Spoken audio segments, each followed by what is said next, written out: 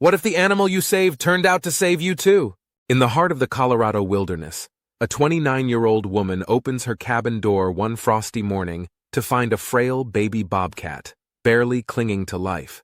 What begins as an act of compassion soon turns into a journey of trust, healing, and a bond no one could ever have imagined between human and wildcat.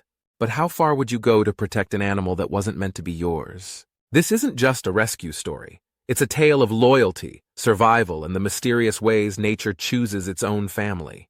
You won't believe what happens next. The wilderness retreat, where healing begins. Sometimes to find yourself again, you have to go where no one else can follow. The wind whispered through the towering pines that surrounded Harper Ellis's cabin like sentinels. Perched nearly 8,500 feet above sea level in the remote San Juan Mountains of Colorado, the small log home stood alone. No neighbors for miles, no cell signal, just the sound of rustling branches and the occasional echo of a distant hawk. For Harper, that silence wasn't emptiness. It was sanctuary. At 29, Harper was younger than most people who chose isolation, but her eyes carried the weight of someone far older. Auburn hair often tucked beneath a wool beanie, freckles scattered across her cheeks like brushstrokes, and a steady calm in her gaze that made others instinctively trust her. A year ago, she had been on a very different path, engaged, living in Boulder, running a growing wildlife photography business. Then came the accident. One rainy night, a truck swerved into the wrong lane, and everything shattered. After months of blurred grief and mechanical living, Harper had left it all behind. The cabin, passed down from her late uncle, offered a kind of escape that even therapy couldn't reach. She packed up her cameras, her notebooks, a few clothes, and drove 5 hours into the wilderness. No goodbye parties, no social media posts. Just gone. Each day since, she had built a rhythm that soothed the ache in her chest. Mornings began with a hot mug of black coffee and a hike into the surrounding woods, camera in hand. The sun painted golden streaks across the snow-capped ridges, and Harper found herself breathing a little easier in the presence of trees and silence. She documented elk migrations, captured the frosted eyelashes of deer, and wrote entries in a leather-bound journal by candlelight. She chopped her own firewood, filtered water from the nearby stream, and learned the habits of the wildlife who occasionally came too close. Raccoons stealing from her compost, foxes darting across the trail, even a bear paw print once, pressed into fresh snow like a signature from nature itself. Yet, as peaceful as her days had become, the nights were still long. There were moments when the silence seemed to press too tightly against the cabin walls. Memories crept in, his laugh, the plans they'd made, the empty space on the other side of the bed. But Harper stayed, because here, in this unforgiving place, she was finally beginning to feel something again. Not happiness, not yet, but presence. And then came the snowfall. Early November blanketed the woods in thick layers of white, cutting off the nearest ranger station and sealing her in completely. Most would have panicked. Harper welcomed it. The isolation felt absolute now, untouchable, until one morning a sound broke the stillness. Not the crack of a tree or howl of wind, but a whimper, and it was coming from the woodshed. What Harper found that morning would not only change her winter, it would change her entire life. The kitten in the snow, a wild beginning. We don't always choose who we save. Sometimes they choose us. Harper's boots crunched lightly over the fresh snow as she stepped onto the back porch, the sharp morning air biting at her cheeks. She paused, listening. The sound had come again, a soft, desperate whimper, muffled but distinct. She followed it, heart picking up pace as she moved toward the woodshed beside the cabin. The heavy wooden door creaked as she pulled it open, half expecting to find a wounded raccoon or maybe a fox that had taken shelter. But instead, curled against a burlap sack of old kindling, was a bundle of fur no bigger than a loaf of bread. At first glance, it looked like a domestic kitten, but when Harper knelt closer, careful not to make sudden movements, her breath caught. This wasn't a house cat. It was a bobcat kitten, tawny fur dappled with faint spots, tufted ears tipped in black, and pale green eyes that darted up to meet hers, wide with instinctual fear. One paw trembled as the kitten tried to push backward, but it barely had the strength. Harper could see now. Its left front leg was swollen and twisted unnaturally, likely from a fall or an animal attack. The snow crusted around its small body had begun to melt into the wool sack, forming a cold, damp patch beneath it. Harper's first instinct was to grab her gloves and lift the creature inside, but a flood of thoughts rushed in. This was a wild animal. Bobcats, even young ones, were unpredictable. And yet, something about the tiny, broken figure stirred something deeper than logic. "I'm not going to hurt you," she whispered, kneeling low so her voice didn't echo. "You're safe." The bobcat blinked slowly, its breathing shallow but steady. Harper scanned the woodshed, looking for any sign of a mother. Bloody tracks, fur, paw prints. Nothing. This kitten was alone. She backed out of the shed, moving quickly. Inside the cabin, she pulled a thick towel from the linen drawer, then filled a shallow dish with lukewarm water and shredded some leftover roasted chicken. Returning to the woodshed, she moved slowly, every motion deliberate. She wrapped the kitten gently in the towel. It barely resisted, and carried it inside. The moment she crossed the threshold, the kitten gave a pitiful mewl, the sound rasping and dry. Harper set it down near the fireplace and placed the food and water nearby. The heat from the flames spread across the room, and she watched as the kitten, still wrapped like a fragile parcel, sniffed cautiously at the chicken. It took a few shaky bites. Harper sat cross-legged beside him, her own breath finally easing. "Looks like it's just you and me now, huh?" She didn't know then what this moment meant. That this fragile, half-frozen wildcat would become something more than a guest. He would become her shadow.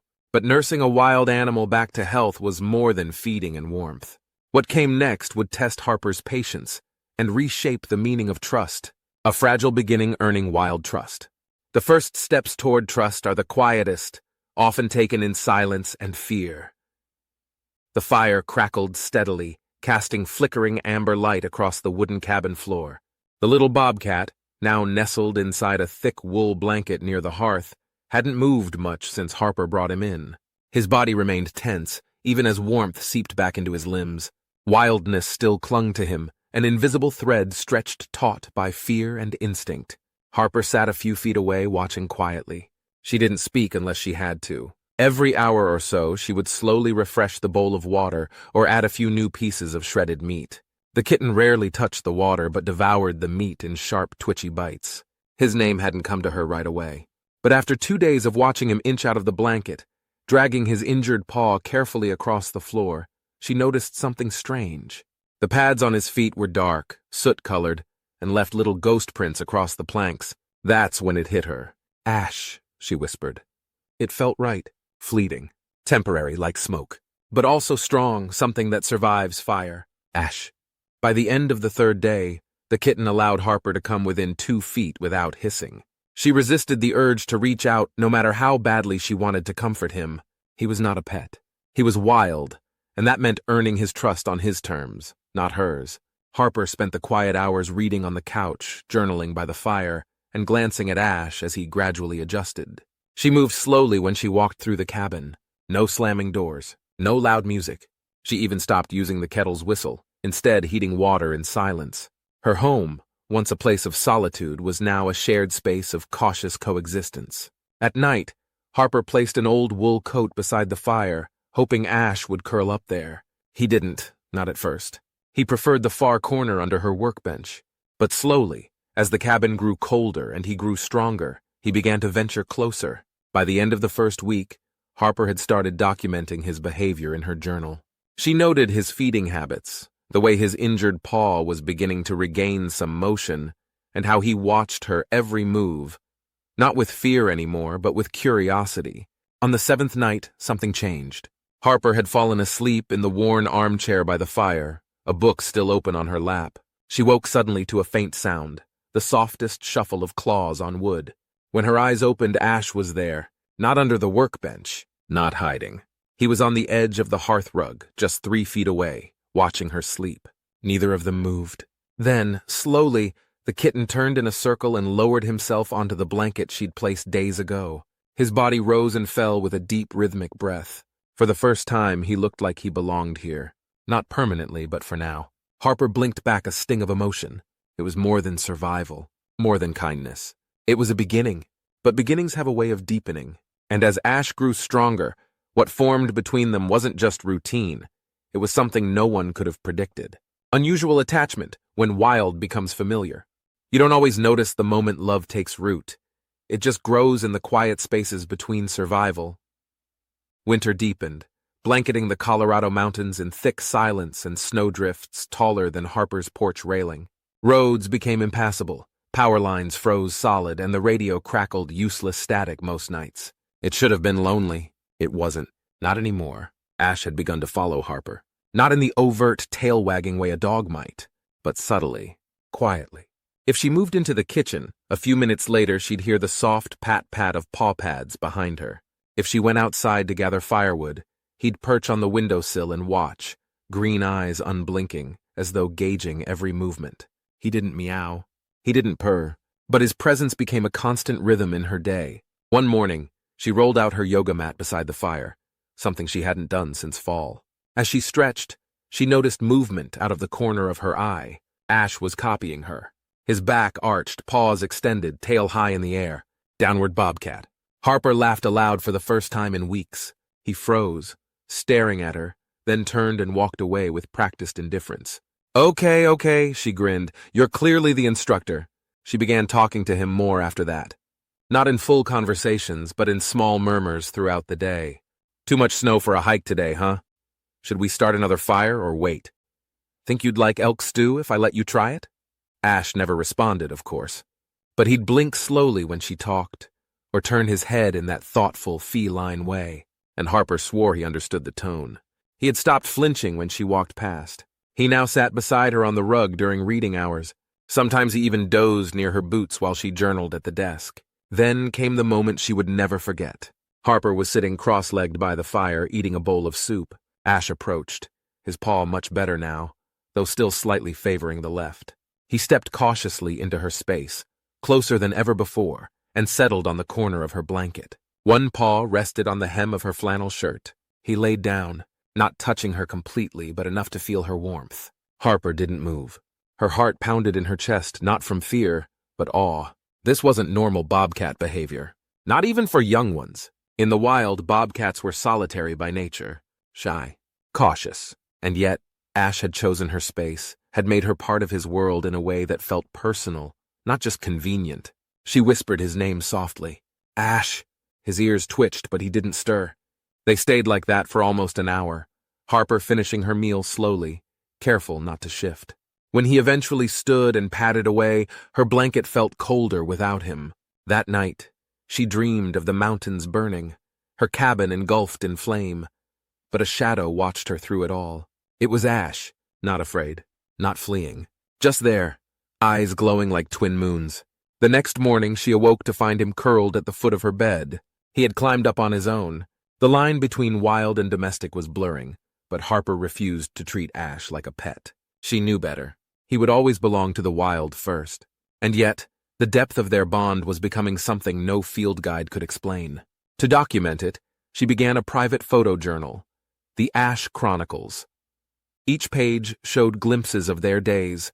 Ash sniffing pine cones on the windowsill, playing with a string of twine, staring at a snowflake melting on the glass. Every caption she wrote was less clinical, more poetic. She shared none of it online. Some things were too sacred. By February, Ash had doubled in size. His legs were stronger, his coat thicker. His ears now stood tall, proud and alert. And still, he chose to return to Harper's side each evening, even after spending more time watching the woods from the porch. The wild was calling him again. She could feel it. But for now, they had each other. A woman who had lost everything, and a bobcat who had never had anyone. Love doesn't cage the wild, it prepares for goodbye. And as the snow began to thaw, Harper knew the hardest part hadn't come yet. Letting go. When wild calls, preparing to let go. To love the wild is to let it go when the wind calls its name. By the time March arrived, the snow around Harper's cabin had begun to recede. Patches of brown earth peeked through the drifts, and the sharp scent of thawing pine filled the air. The days grew longer, the air less bitter. To most, it would feel like relief. To Harper, it felt like a clock ticking. Ash was changing.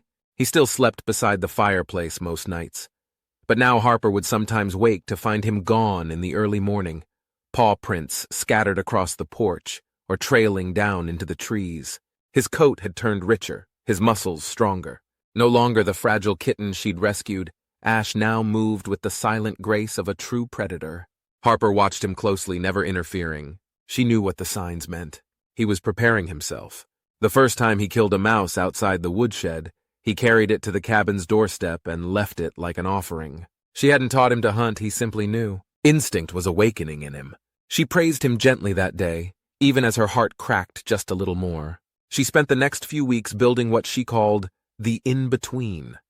A large, fenced outdoor enclosure beside the cabin, surrounded by trees but secure enough to give Ash freedom to roam without placing him in danger, or others. It wasn't meant to hold him.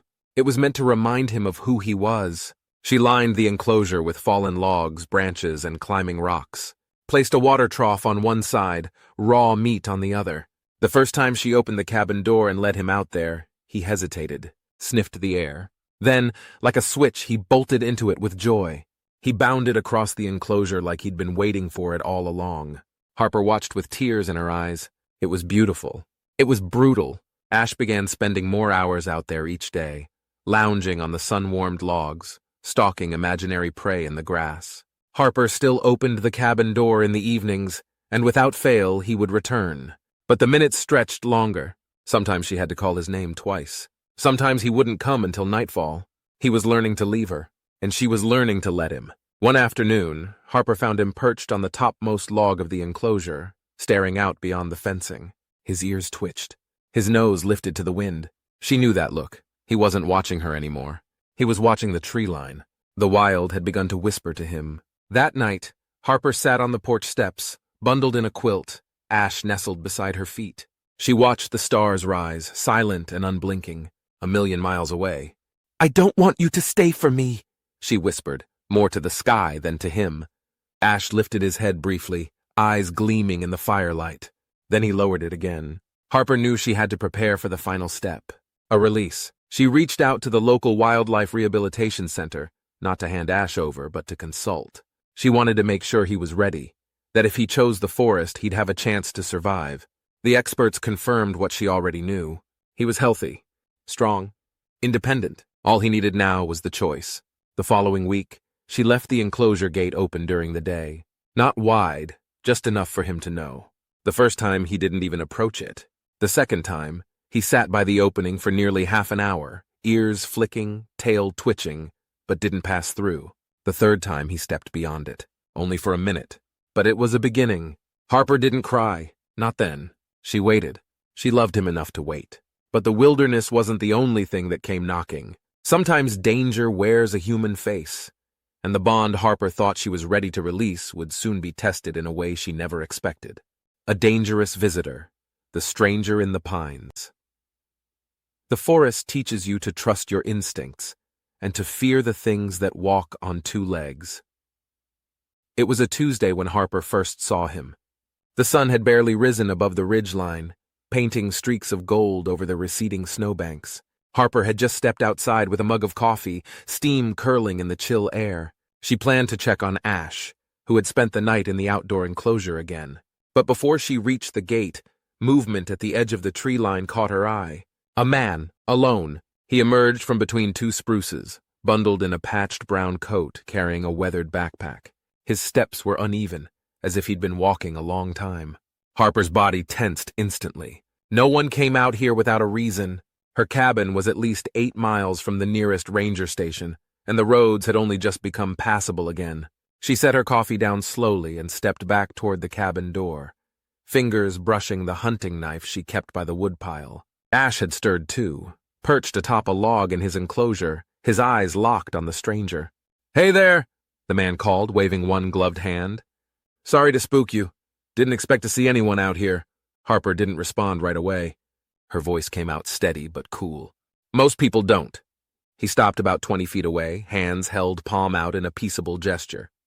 "I got turned around coming down from the North Ridge. Been trying to follow the river, but I'm out of food and my GPS died. You got a phone or a radio I could borrow?" Harper narrowed her eyes. His story sounded plausible, but something about him felt off, too casual, too rehearsed, and he wasn't looking at her. He was looking past her, at the cabin, the firewood stack, the woodshed, and then at Ash. His gaze lingered on the bobcat, eyes flicking from Ash's ears to his muscular build. "That yours?" he asked. Weird-looking cat. Harper stepped fully between the man and the enclosure, blocking his view. He's not mine. He's wild, just passing through. She didn't miss the glint of interest in the stranger's expression. Not fear, curiosity. Greed? Well, he said, shifting his pack on his shoulder. Anyway, just figured I'd ask. Mind if I rest here for a bit? Harper's gut twisted. Every instinct screamed that something was wrong. I'm sorry, she said firmly. I can give you some water, but I need you to move on. I live alone, and I don't take chances out here. His smile faltered. A flicker of annoyance passed over his face. I get it. Just figured you'd show some mountain hospitality. She didn't blink. Ash behind her growled low, an unmistakable sound of warning. The man hesitated, then gave a shrug and turned back toward the woods. But Harper knew he wasn't gone for good. Something had just begun. That night, Harper bolted her doors. But it wouldn't be enough. Because when danger returned, it wasn't her knife or her instincts that would save her. It was Ash. Ash protects his person, the wild fights back. Not all heroes wear collars. Some guard with silence and strike when it matters most. Night fell quickly in the mountains, the kind of darkness that swallowed light whole. The sky was cloudless, but the moon was hidden behind the peaks. Harper sat inside, her back to the stone fireplace, rifle laid across her lap. Every light in the cabin was off, save for a single oil lamp near the window. She hadn't seen the man again since he disappeared into the trees that morning, but she felt him, somewhere out there, watching. Waiting. Ash hadn't returned to the enclosure after dusk. That wasn't unusual anymore. He'd been testing the woods more often, but tonight felt different. Harper whispered his name a few times, stepping onto the porch to scan the trees with her flashlight. Nothing. The only sound was the creaking of ice as it cracked beneath the changing temperatures. She returned inside and locked the door, bolted it, sat in silence, listening. Then came the sound, a soft thump. Not from the front, from the back by the woodshed. Harper's heart jumped into her throat. Slowly, she stood and moved toward the back window, avoiding the creaky floorboard near the kitchen. She peeked through the curtain. The man was there. He moved with purpose, crouching low beneath the window frame, trying the latch of the woodshed.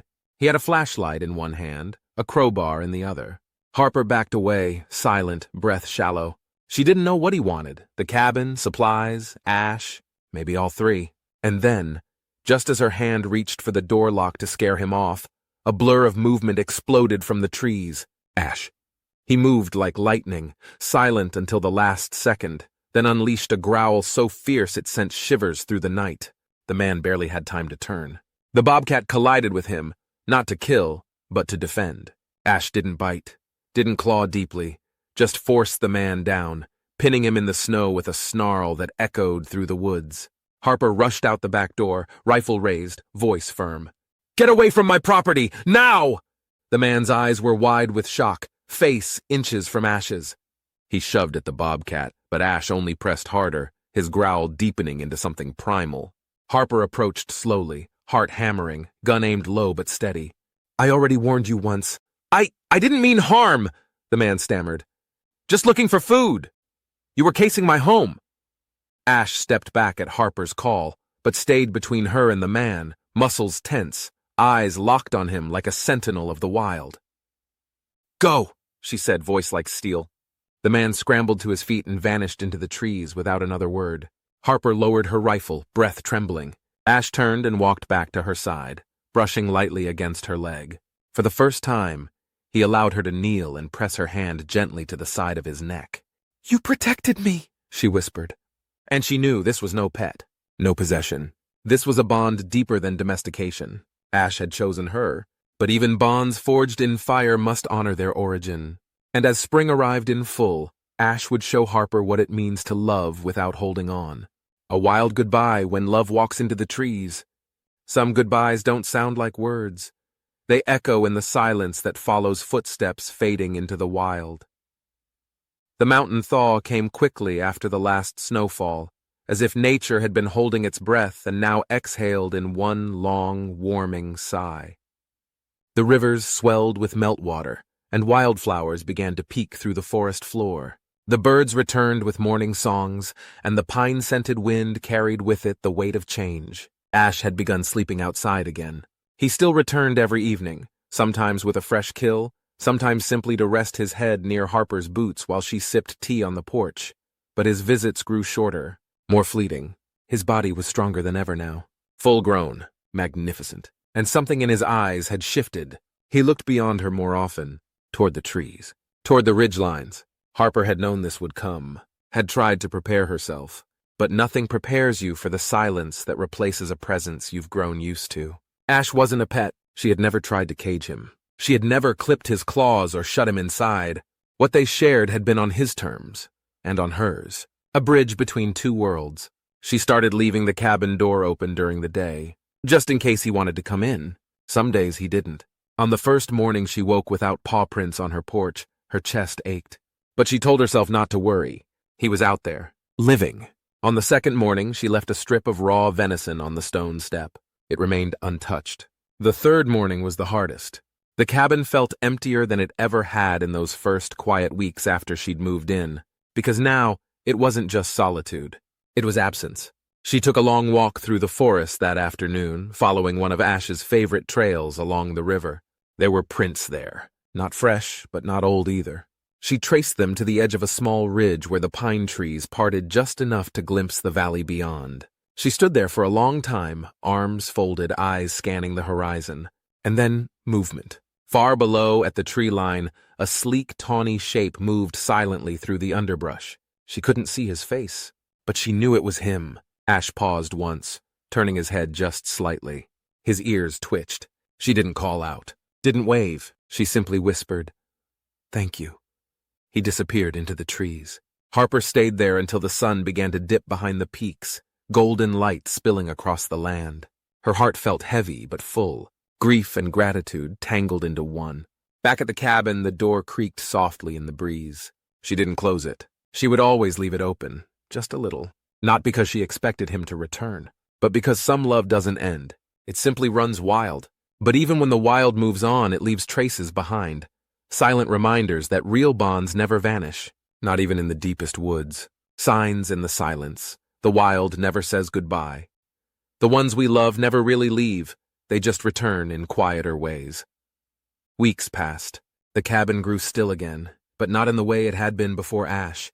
This silence was softer, not hollow but sacred. Harper moved through her days with quiet reverence, as though living in a memory that still breathed around her. She kept the routine. Coffee at dawn, hikes into the forest, journaling by the fire, and every now and then she'd pause at the edge of the woods, listening, not expecting, just open. Ash didn't return to the porch, not once, but Harper began to notice things.